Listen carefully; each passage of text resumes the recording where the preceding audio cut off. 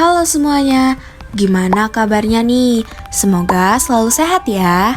Di era digital yang pastinya bikin banyak banget budaya asing yang dengan mudah masuk dan menyebar di tanah air kita. Nah, pasti teman-teman semua gak mau kan kalau budaya atau hal-hal dasar mengenai tanah air ini dilupakan begitu saja. Karena hal itu pula, di video kali ini kita akan membahas mengenai UUD 1945 sebagai identitas nasional.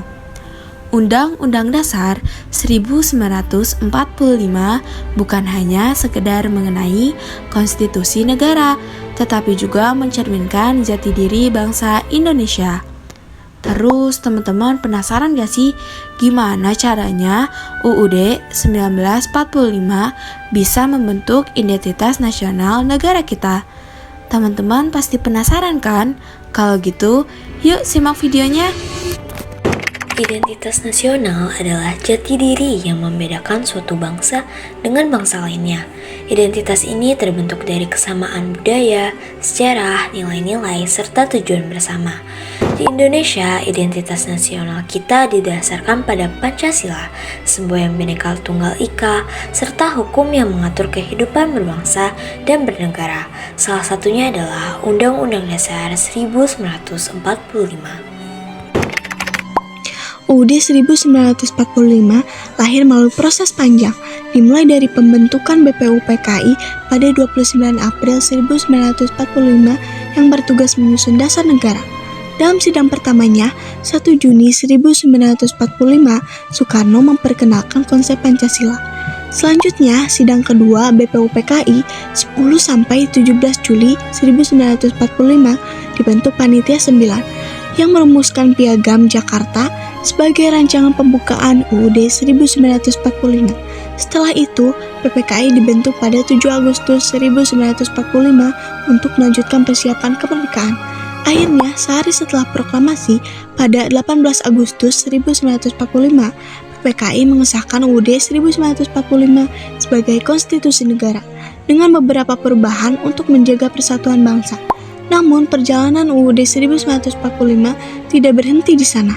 Setelah mengalami berbagai perubahan seperti penggunaan Konstitusi RIS 1949, UUD S 1950, dan pemberlakuan kembali UUD 1945 melalui Dekret Presiden 1959.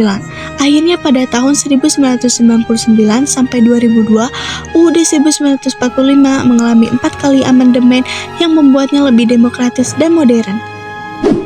Lalu bagaimana Undang-Undang Dasar 1945 menjadi identitas nasional? 1. Menjadi dasar hukum dan sistem pemerintahan. Undang-Undang Dasar 1945 menjadi pedoman dalam menjalankan pemerintahan yang mencerminkan nilai-nilai bangsa Indonesia seperti demokrasi dan keadilan sosial. 2. Mengandung nilai-nilai Pancasila. Pembukaan Undang-Undang Dasar 1945 mencerminkan prinsip dasar yang menjadi identitas bangsa, yaitu ketuhanan, kemanusiaan, persatuan, demokrasi, dan keadilan sosial. 3. Menjaga keutuhan dan kesatuan bangsa. Undang-Undang Dasar 1945 dirancang untuk mengakomodasi keberagaman suku, agama, dan budaya sehingga menjadi pemersatu bangsa dalam bingkai Bhinneka Tunggal Ika. 4. Menjadi cerminan sejarah dan perjuangan bangsa. Undang-Undang Dasar 1945 lahir dari perjuangan panjang bangsa Indonesia dalam merebut kemerdekaan. Setiap pasalnya mencerminkan nilai perjuangan dan semangat kebangsaan. Alinea pertama menegaskan bahwa kemerdekaan adalah hak segala bangsa serta menolak segala bentuk penjajahan.